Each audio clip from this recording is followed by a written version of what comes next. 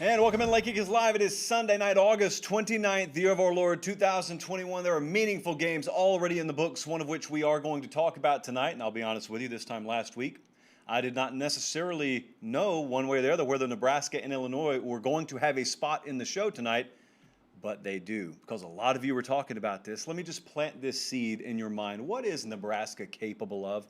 Maximum capacity. What are they capable of? Not under Scott Frost, as a program.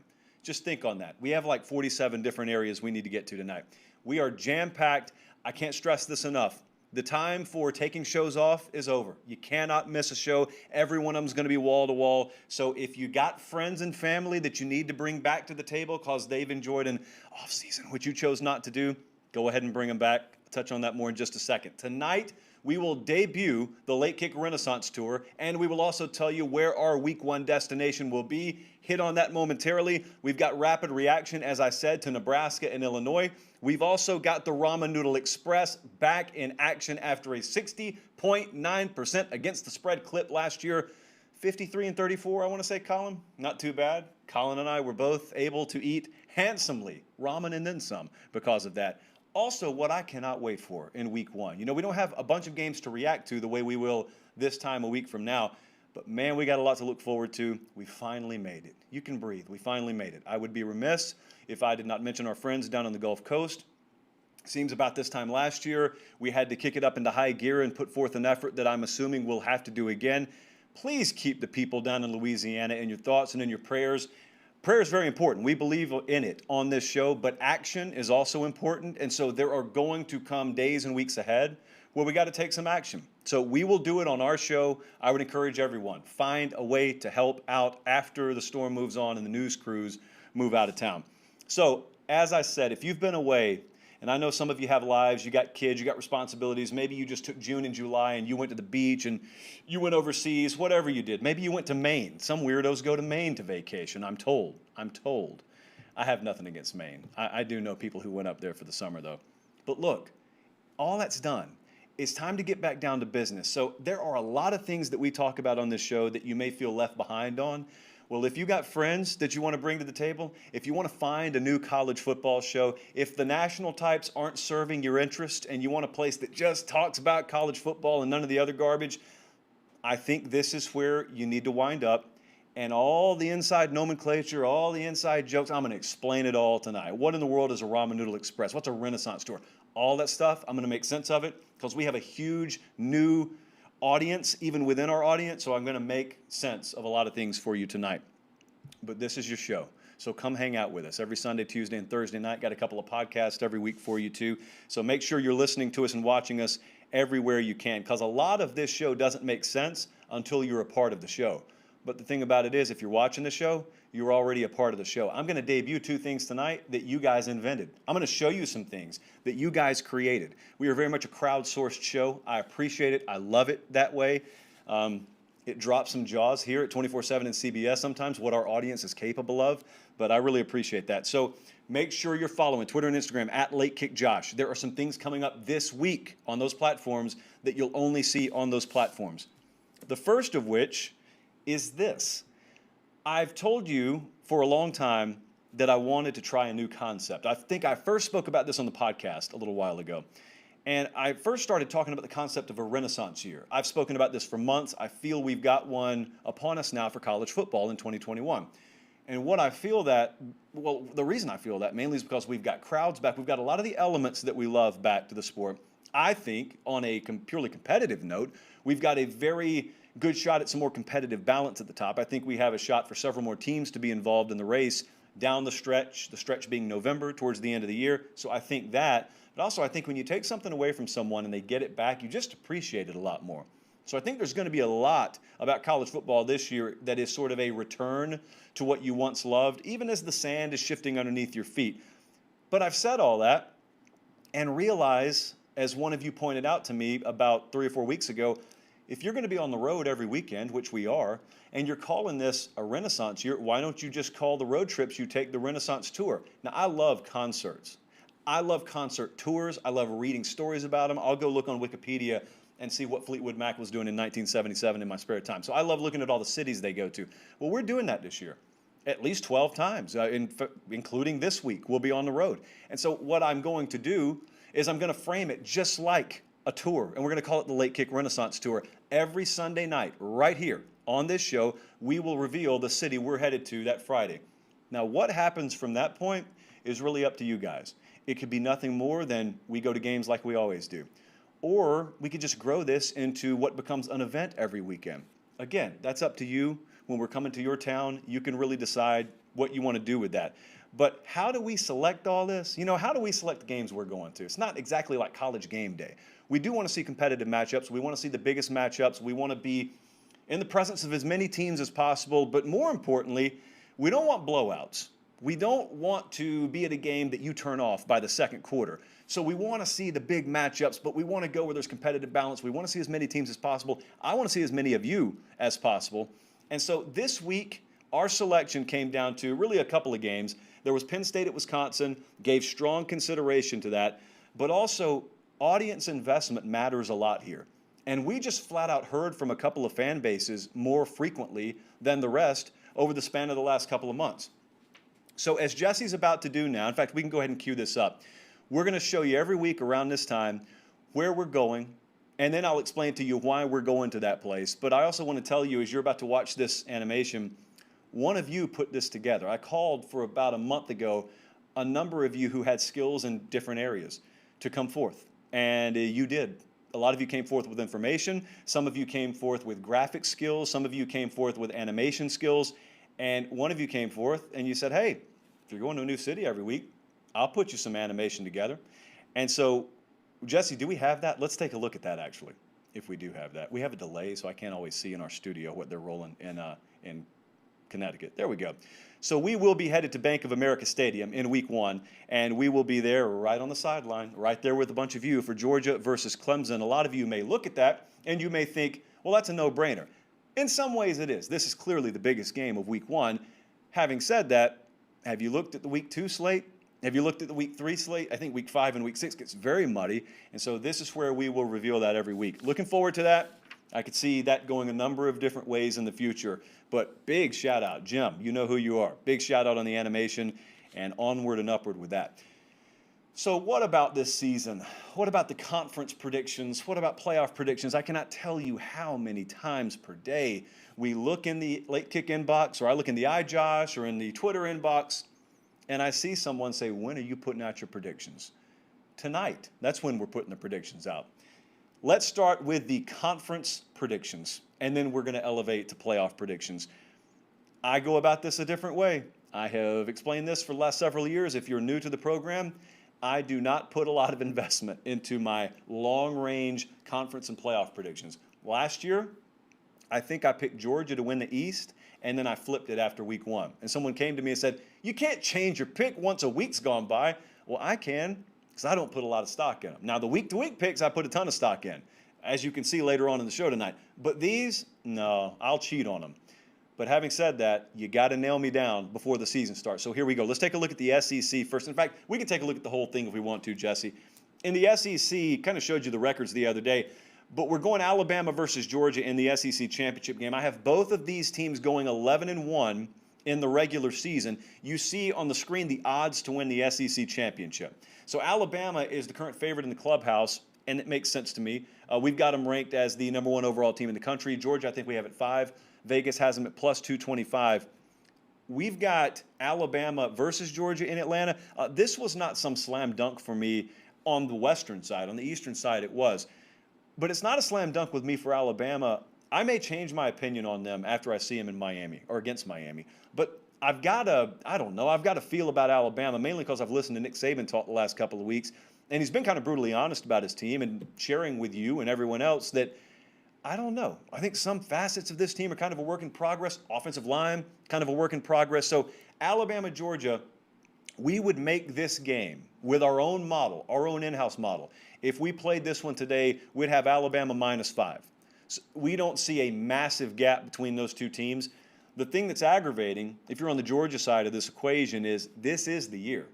I mean, I was talking to a personnel type about a month ago who said, if you're getting Bama, this is the year to get them.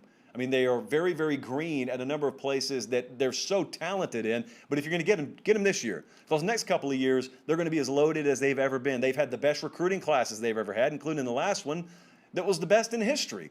So get them now. And so you think about that, and Georgia's got quarterback figured out, or so you tell yourself all summer. And then you get into a game, and yet you look at them, and they're still a dog to Bama. Now, that doesn't mean everything because they've been underdogs to Bama before, but this is the time you got to beat them. And yet, as we sit here right now, we've got Alabama beating Georgia in the SEC championship game. So there's that. We move on to the ACC championship game. This one probably a little more clear-cut. Clemson versus North Carolina. Again, one side of this division pretty easy. I don't see a path where Clemson's not there. There is a path where North Carolina's not there. Now, it probably has a lot to do with Miami. You could make arguments for other programs. But if this game were to happen, if Clemson-North Carolina happened today, we make Clemson a 13.5-point favorite. This is not Vegas. This is us. This is our model talking. In other words, this is how we think the game would actually turn out, or at least the model does. If North Carolina has 2 losses, which our model predicts them to have, we think they're 10-2 going into this game. I've got to believe that means that one of those 10 wins was against Miami. Because if that game goes the other way and North Carolina's got a couple of losses, which I would assume are going to be conference losses, then it could very well be Miami parked in this spot. But you're looking at the odds there if you're watching on YouTube to win the conference. It's Clemson, by a country mile, and then everyone else. I think you're overthinking the room here if you try and find a path for anyone other than Clemson. Not that it's impossible, but how is there any skill sitting here in August for forecasting that? I don't think there is. So we're taking Clemson over North Carolina to win the ACC. In the Big Ten, kind of a duplicate of the first two. There is a pretty clear path, as it appears, for Ohio State. So we got the Buckeyes in Indianapolis. And then we've got Wisconsin. These are the 2 preseason favorites in those respective divisions. These are the top 2 at least favorites to win the conference. Again, there's a wide gap between favorite number 1 and then runner-up there. Ohio State minus 225 to win the conference. Wisconsin checking in a distant second at plus 750.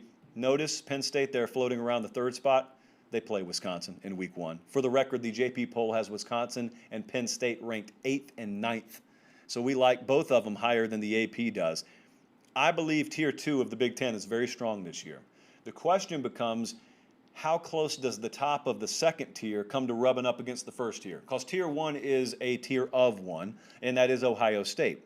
Now, that could all change if they were to drop a game against Minnesota and they look vulnerable, but they're favored by about 2 touchdowns for a reason in that one. We'll talk about the game more this week. We have got Ohio State versus Wisconsin. If the game happened today, we would have Ohio State as a 14-point favorite. 2 touchdown gap there. We're not going to go out on any thin ice, any thin limb. We're going to take Ohio State over Wisconsin to win the Big Ten. In the Big 12, this is where we're sort of hitting the manual override button a little bit. I kind of showed you this the other night. We've got Iowa State at 11-1 facing an 11-1 Oklahoma team in the Big 12 title game.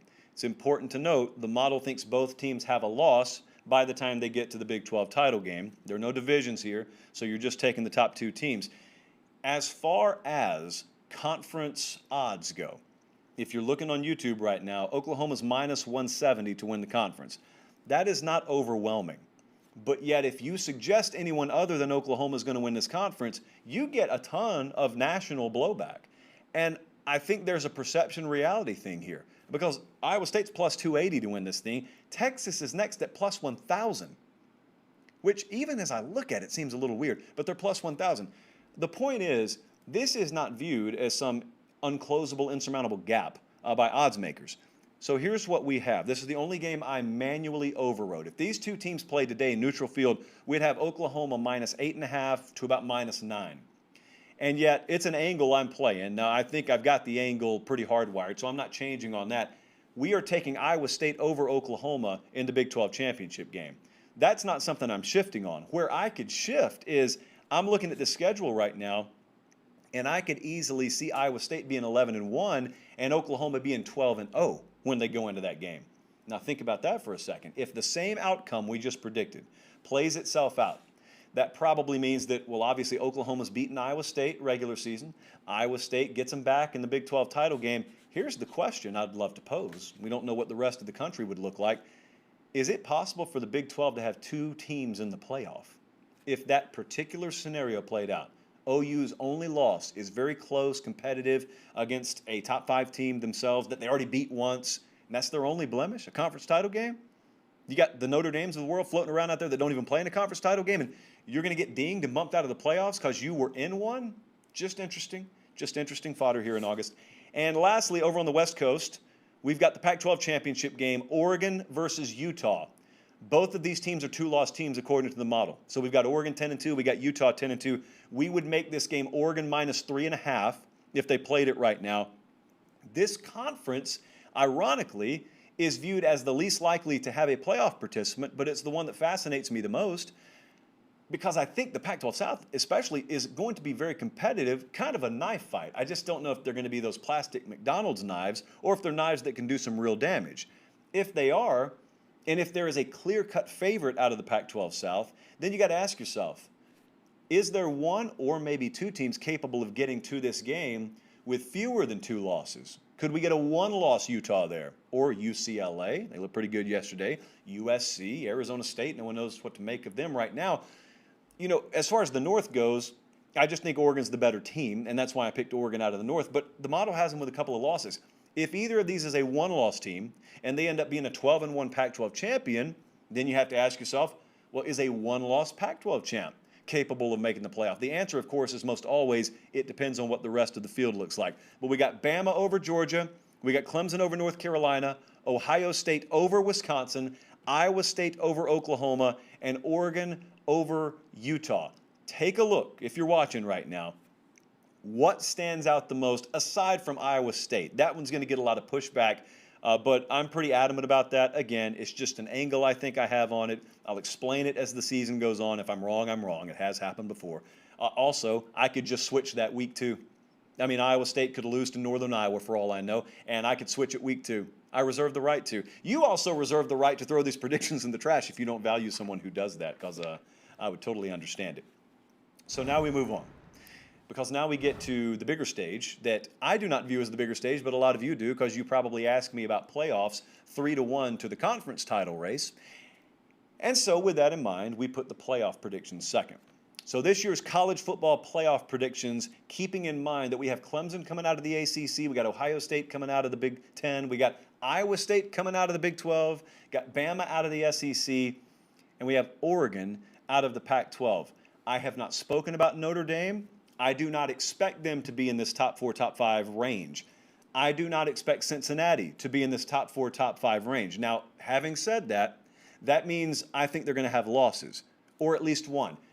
I cannot state in clear enough terms, if Cincinnati is undefeated this year, regardless of what my opinion has been, and it's been a very strong one in the past, about the inclusion of G5 teams in the playoff, they're going to be in the playoff, in my not-so-humble opinion.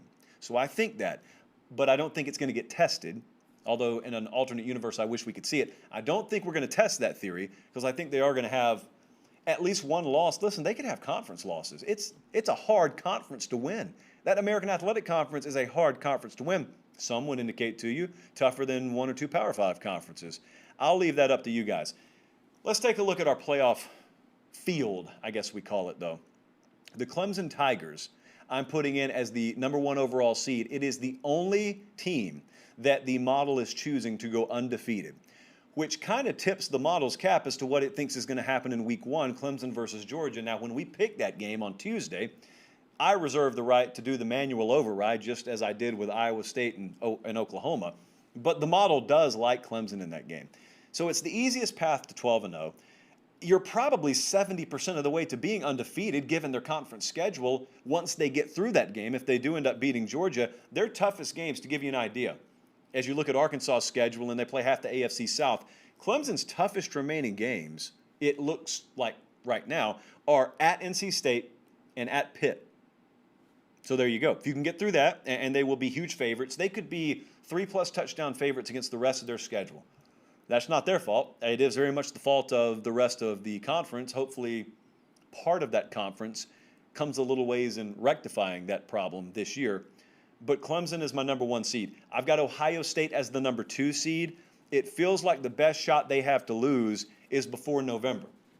Our models got them going 11-1 before the conference title game. Now, a lot of you asked me the other day, Where's the loss? Where's the loss? And I had to explain, it's a very boring response.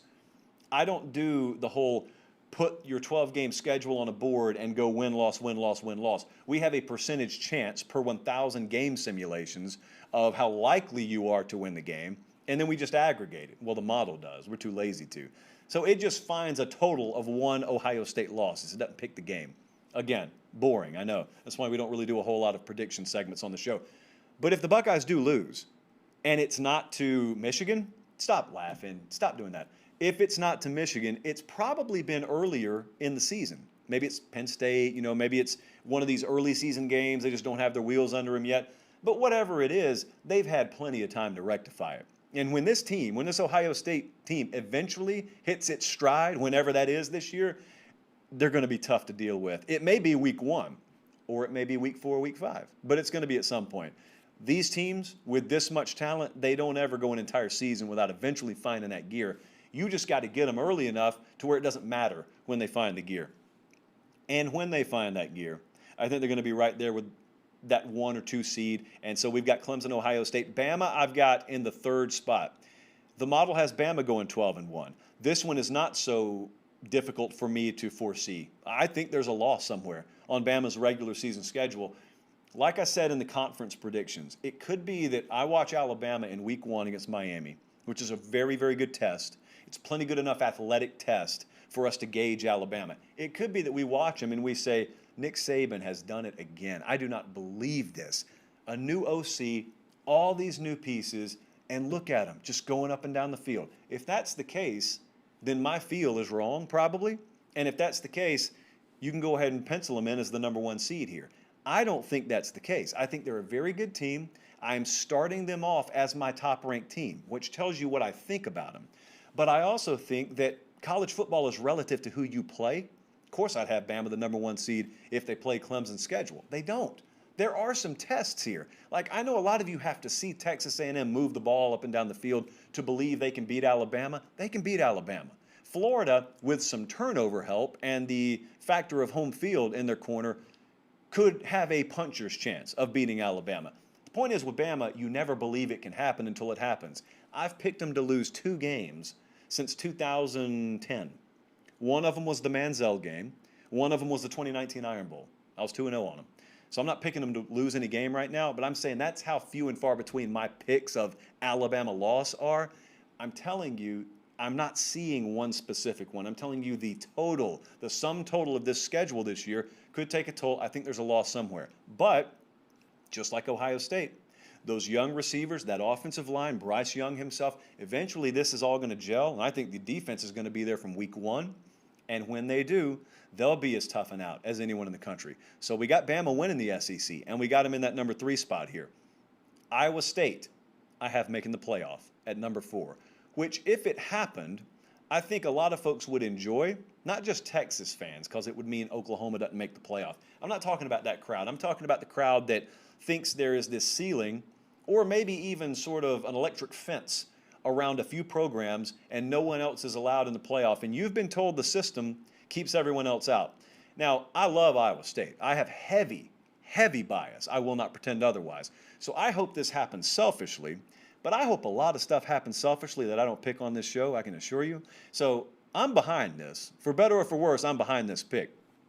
And as you know, these shows live forever. So if they lose to Northern Iowa in week 1, if they look a little suspect in week 2 against Iowa and they drop like the 40th game in a row against the Hawkeyes, then yeah, you can rag me. That's fine.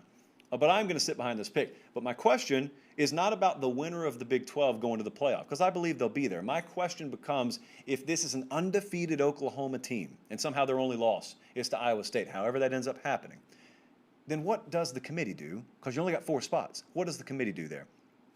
That remains to be seen.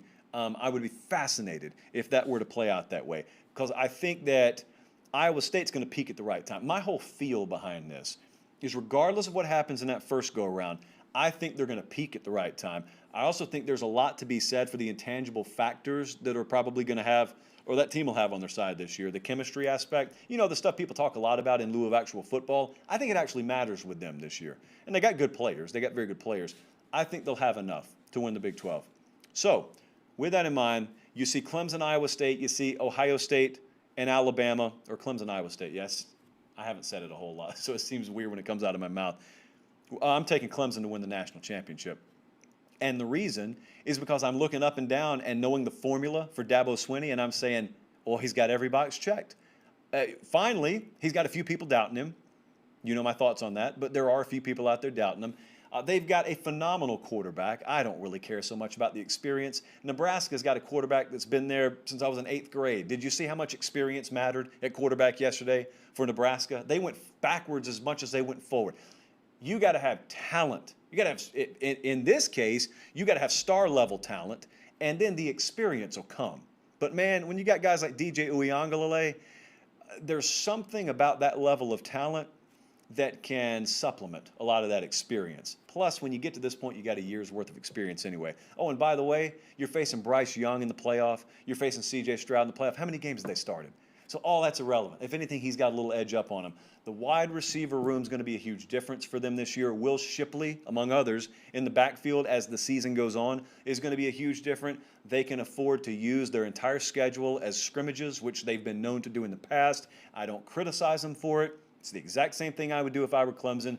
But that team will time this up because they've done it before, and they'll get to December, and they will look like they've been shot out of a cannon, learning from their past mistakes and shortfalls, having the defensive line with seasoning about it now, probably the best in the country this year. I got Clemson winning the national championship. I hinted at it 2 weeks ago. No one ever talked me off of it, so give me the Clemson Tigers. There you see our full playoff field. If you're listening on the pod, we got Clemson 1, Ohio State 2, Alabama 3, Iowa State 4, hashtag Go Clones, but in the end, it is Go Tigers. Clemson wins the national championship. I just wanted to leave a little silence there. I wanted to let it sizzle. You know, Clemson folks think I don't like them. There's all the proof in the world. Okay, well, it's time to talk about something that was kind of sad yesterday. And even if you're an Illinois fan and you are jubilant, as you should be, over winning that game yesterday, you got to look and you got to say, poor Nebraska. So here we go, Colin. Here's your endpoint. 3, 2, 1. Illinois beat Nebraska yesterday. Now, that's the way I saw it. A lot of you saw it as Nebraska just tossed a game away. Nebraska lost a game. It is true to a certain extent that more games are lost than won in week 1 of college football. Many different ways you can look at this. All that matters is what the scoreboard says, and it said, I believe, 30-22. So the Fighting Illini, under Brett Bielema's tutelage for all of 20 minutes, they come away with the dub. Because I'm not going to talk a lot of Illinois here, I want to give proper congratulations because it was very eye-opening to see how prepared they looked in relation to the team under the multiple-year regime over across the field in red. So don't freak out after week 1 is what we normally say on this show, but I think it's okay to freak out. I really do, because this is not a new staff. It's not a young team at Nebraska. There are a lot of fixtures, and for better or for worse, this is the result that your fixtures gave you yesterday, and it's pretty clear at this point. There's no need to sugarcoat this. It's not going to end well with Scott Frost. I was over on the Huskers 24/7 board last night. You got to be delicate. I know what the perception is when one of these national types comes in and you only seem to hear from them after you lose, to a certain extent guilty. So you got to be very respectful and delicate. But I asked them, I'm going to talk about the game tomorrow night, and I want to know what the general mood here is, because I know what the national mood is. I'm about to talk about that in a second. Some of it fires me up a little bit, and I'm not even from Nebraska. And I got essentially what I thought we'd get from them. This is one of their own. Scott Frost is one of their own. Every benefit of the doubt in the world. I mean, they thought they had hit a grand slam. For the record, the rest of us did too. When they hired him, I did not hear from many people that bemoaned the hiring of Scott Frost. Certainly not from Lincoln, Nebraska and beyond. And so you may have people coming out of the woodwork now saying, I knew it wasn't going to work out. Well, you didn't know when they hired him 3 or 4 years ago. Or at least we can all see that. We see Scott Frost 2018, 19, 20, now 21 has started off on a bad foot. He is 12-21. That number's plastered on every billboard up there right now. Everyone knows that number. What was embarrassing for me to watch yesterday, and what was certainly unacceptable for Nebraska fans to watch, is it's one thing to lose games against Ohio State. No one up there expects them to be going toe-to-toe athlete for athlete with Ohio State. There is a misconception that Nebraska folks think they should be rolling the exact way they did in the 90s. And it's not the case. There may be one out of every 1,000 of them that actually talks that way. And of course, that voice gets amplified by the clicks and aggregation crowd out there in our own industry. And so I'll move off that so HR doesn't get on to me. But the 1,113-day start that Scott Frost had on Brett Bielema, and for a team to look that unprepared relative to Illinois, was what was embarrassing and unacceptable. So here's what I want to address, because there's a lot that's obvious with Nebraska, and then there's, I think, a big misconception with them. I've heard so many people over the last 24 hours say, well, you know, you just can't win at Nebraska anymore. And I think it's complete garbage. I think that entire take is like a wet bag of trash. If you'll ever talk people through to a logical conclusion who say that, you'll find them on their heels immediately, because what they'll say is, well, you know, they can't get the talent there, or, you know, they just can't recruit like they used to. All that's true. That ain't why they lost yesterday. People talk all the time. I cannot tell you how many people I had on my phone yesterday. It's normally, I'll just say it. Normally the kind of person who wants to seem like the intellectual superior in the room, they're the first ones to run to Twitter or a message board or anywhere, including your face or my iJosh, and say, Nebraska just can't win anymore, man. They can't win. And I'll ask them why, because I think that's total garbage. I'll ask them why, and they'll say, well, they just can't get talent anymore.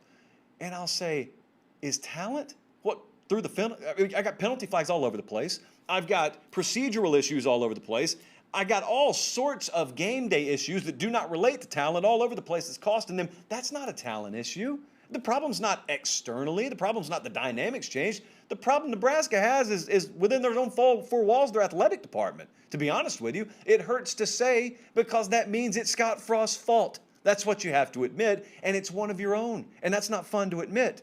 But they've arrived at that conclusion already there. But then I continue with this crowd that tells you, oh, Nebraska can't win anymore. Well, push them through. If you believe that, let me push you to a logical conclusion. What do you mean by win? And if I challenge someone on that, most of the time I get, well, they can't win like they did in the 90s. None of them think they're going to. None of them think they're going to. No one is trying to channel Tom Osborne, and if they see anything less than that, they get aggravated on Saturday. That's not where their head's at. If you believe that, it means you don't know a thing about Nebraska. That's not what they want. What they want is to be competitive and have a respectable program, which is more than within the realm of possibility at Nebraska even today. And then someone will say, well, they still can't get talent up there. They can't get what kind of talent? They're not looking to go toe-to-toe with Alabama. They're not looking to compare to Ohio State. At least they don't think they have business doing it. Now, if someone came in there and worked a miracle, that'd be great. But what kind of talent are we talking about here? What kind of talent does Iowa have? What kind of talent does Iowa State have? What kind of talent does Wisconsin have? You're telling me that there are dynamics in play and resources available there that aren't available in plentiful supply in Lincoln, Nebraska? Really? And so I keep pushing because I still haven't gotten anything logical. We're looking for that conclusion. And then someone will say, well, they're not close to those programs. You're right. You are right. You got the what, you don't have the why. You're right, Nebraska, there's a big gap between them and Iowa right now. There's a big gap between them and Iowa State. Big gap between them and Wisconsin. The problem is the why. And you think the problem's out there. You think the problem is college football changed and it left Nebraska behind. There is no change that's left Nebraska behind that brought along with it the Iowa and Iowa States of the world and the Wisconsins of the world. The problem's inside. It's in the mirror. That's hard to say because that means the guy that everyone looked at as the last hope is not the hope. There's a lot that's been written today in Nebraska, a lot of very powerful stuff as it relates to football that's been written today on this very topic. And the question up there is essentially, if not Scott Frost, then who? Well, my answer is the next guy. That's who it is. I know that it had a storybook element to it. I know it was supposed to look like that's going to be the guy, one of our own comes back home. That's the way it would work if Nebraska Cornhuskers football is a Netflix series. But it's not. It's real life. Sometimes it's muddy, and sometimes it's really unorganized, and sometimes when you least suspect it, you ended up hiring the right guy. I'm not defending Scott Frost here. A lot of this is indefensible. I'm just defending Nebraska because I don't think that whole you can't win anymore at Nebraska, I don't think it's valid. Because I don't think a lot of the reasons they've been losing have anything to do with the talent resource that you think's been cut off to Nebraska. There was a key sentiment yesterday that Scott Frost expressed in his post-game media availability. And I know Nebraska fans heard it. Most of you probably didn't watch it, but it was sort of telling. Because he said, I'm paraphrasing, but he said, I don't know what more we could have done. Scott Frost loses to Illinois 30-22, and he goes to the podium after having a 1,113-day head start on Brett Bielema and getting beaten and outcoached, and he says, I don't know what more we could have done. I believe him. I believe he's being dead honest, and I believe that's accurate. I don't think he knows of anything more he could have done.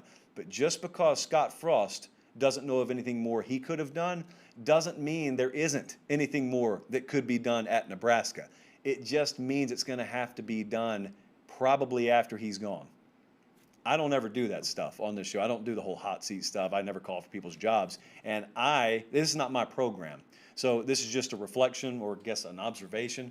They'll handle things the way they want to handle it. But the whole if not Scott Frost, then who conversation, it's the next guy. That's who it is. It's the next guy. You just got to keep trying. The alternative is to quit or at least accept, forever to be doomed to what you saw yesterday, which is not acceptable. They're not looking to be Alabama. That would be unrealistic. But if they're looking to be Wisconsin, if they're looking to be Iowa, that is completely acceptable and well within the realm of possibility for Nebraska. Okay, now let's move on. Now let's tone it down. That was a sad topic, but we want to turn the frown upside down. We want to talk happy times here. This time last year, we introduced the Ramen Noodle Express on Late Kick Live. I need to remind you, because many of you are new, our audience has grown like 75 or 80% since this time last year. Our podcast has grown 55% in the last 120 days. So they tell me that's pretty good. Point being, a lot of this stuff makes no sense to you. A lot of this stuff sounds like Mandarin Chinese. What is the Ramen Noodle Express? Well, here's the what. We own a model. We, being me and an undisclosed person, own a model. It's proprietary in nature. We run it. We have for a long time. You need to have friends in your lives who are data scientists. It always pays off. You will never regret knowing data scientists. And so we honed this thing for several years. It performs very well for us now. It is not for sale, nothing like that. I mean, it's not unless the right mega conglomerate from the West Coast calls. But right now, not for sale. But every week on this show, we will hand out between 5 and 8 picks. Last year, these went 53 and 34. We hit at about a 61% clip against the number. Any of you who know anything about betting know what that means. Let me also give you a fair warning. If most people come up to you and say they're hitting at 60 or 61%, they're lying to you. So I would not even believe the words coming out of my mouth right now if I were you, without observing this and validating it. But every one of these picks is public from last year if you have an entire week free and you want to go document it yourself. Why do we call it the Ramen Noodle Express, though? When I was doing radio in Columbus, Georgia back in the day, we took a call from a guy one day. It was a Monday afternoon, and he was desperate. He was not in a good place. And he said that he really needed a pick against the spread. And he was out of breath, even though he was on a car phone. And he was talking in borderline hysterics. And so you got to calm him down, and you got to say, buddy, what's up? Are you talking to us from Utah? Is the air thinner where you are? And he said, no, I just really need to win this one tonight. How bad do you need to win this one tonight? Well, if I don't win this one tonight, my kids are eating ramen noodles this week, is what the guy said. Now, we did the responsible thing and handed him Chiefs plus 6.5. It cashed. I don't know how the story turns out. We did not handle that the way we should have. That's the bad part. The good part is I did kind of file that away in my memory. Ramen noodle. And so I love trains. I remember that segment. I love branding everything, and so we made the segment. We made the picks, the Ramen Noodle Express, built entirely to keep you off a diet of ramen noodle. We release 5 to 8 of them every week. It could be at any time. The only thing I can promise you is that every Sunday night on this show, we will release at least one of them. We always have at least one early best bet. I'm about to show you one in just a second for tonight. It's the first one we've given out this year, but after that, anything's in play. I put some of them out on Twitter and Instagram, at Late Kick Josh. Some of them will get released on one of the Tuesday or Thursday podcasts, which are podcast only. They don't get released on the channel. The point is, it is pivotal that you are following on all platforms. I've been telling you this for 2 months.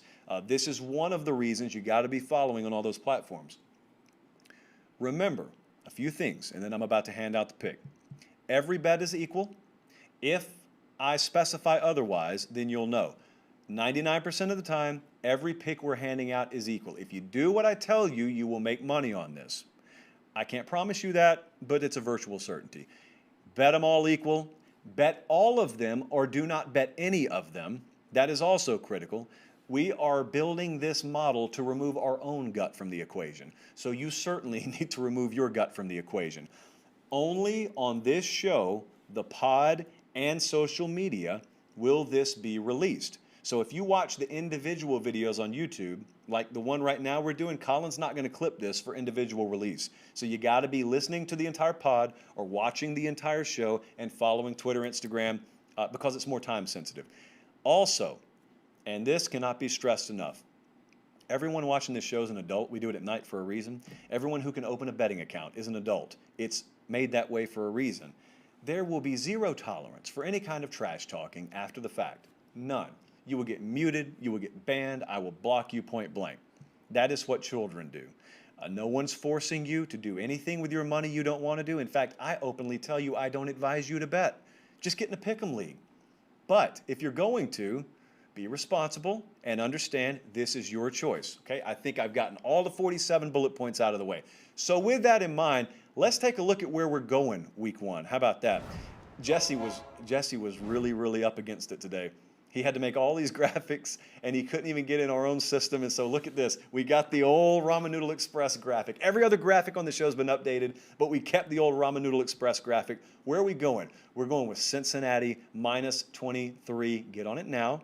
We hand out our early pick for a reason. They're playing Miami, Ohio. We love them to stretch this past 4 touchdowns. So we're taking Cincinnati minus 23. That's the only one I have for you for tonight. Remember, we're probably going to have at least 4 more this week. And then make sure you're tuning in and following all over the place. Because what I don't like is when we've had a great week and then I hear from somebody and they say, oh man, I only caught like a couple of them. I didn't even see where you released the other ones. I've told you where they are. I have told you. So I just want the credit with none of the blame. That's all I've ever wanted. I just want the credit with none of the blame. So remember, I know this was kind of a fragmented show tonight. It's not like our normal shows will be, but we had a lot to introduce, and we've got a lot still to introduce. There are still things coming within the next couple of weeks that we can't even talk about yet. But remember, at Late Kick Josh. Now, the reason I'm emphasizing that so much tonight is because there's something else that we're going to do probably on Friday night that I haven't even talked about yet. I'll tell you right now, actually. So when I'm traveling on Fridays, and I want your feedback on this because I'm not going to waste time if you don't want us to do it. When I'm traveling on Fridays, get in a hotel.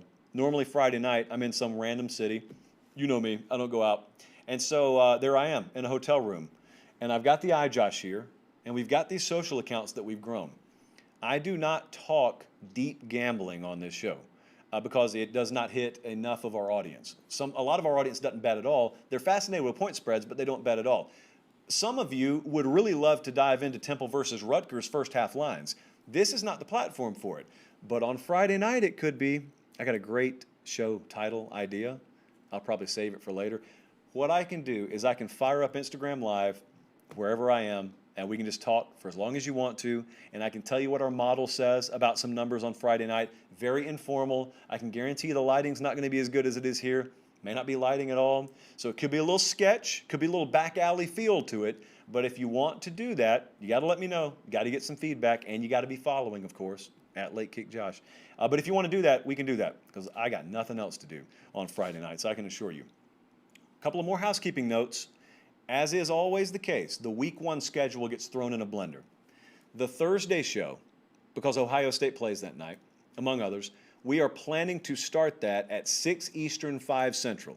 Someone asked earlier today, what are you going to do? Your show overlaps with the games Thursday night. I told them we're going to move the show because it's the internet and we can do whatever we want to. So we're going to start the Thursday show, 6 Eastern, 5 Central. The Sunday show, we're probably also going to start at 6 Eastern, 5 Central. So that's just, what, is it 2 hours early, 1 hour early? We got to get them out of the way because we got a Sunday night game. So after this week, everything will be back to normal. But Thursday night, Sunday night, we're going to start the shows a little bit early. So I think I got everything I wanted to hit out of the way. Also want to send that in the live chat. If you're not following, just make sure you're following. It's going to be a very important week to be following on social media. You never know what kind of announcement's coming. Very important. We can't give you everything on the show because some stuff is time sensitive. At Late Kick Josh. Thank you so much. We are excited to be ready to dive into a season. From this point forward, don't miss the shows. Make sure you got your schedule timed out, whether it's your morning commute, if you live in Fresno, California, or if you're driving home in Ocala, Florida, just make sure you're catching the shows. And lastly, you're doing a great job of this. I just encourage you to continue. Share it all over the place and tag me when you do. That helps us more than you could ever know. Simple marketing, it helps us more than you can ever know. Thank you for being part of the show, and thank you for being here. We're ready to go. Until next time, for Director Colin, for our entire crew down in Fort Lauderdale, and tonight up in Connecticut that made miracles happen. Jesse made miracles happen tonight. I'm Josh Pate. Thanks for watching. Have yourselves a great start to the week, and God bless.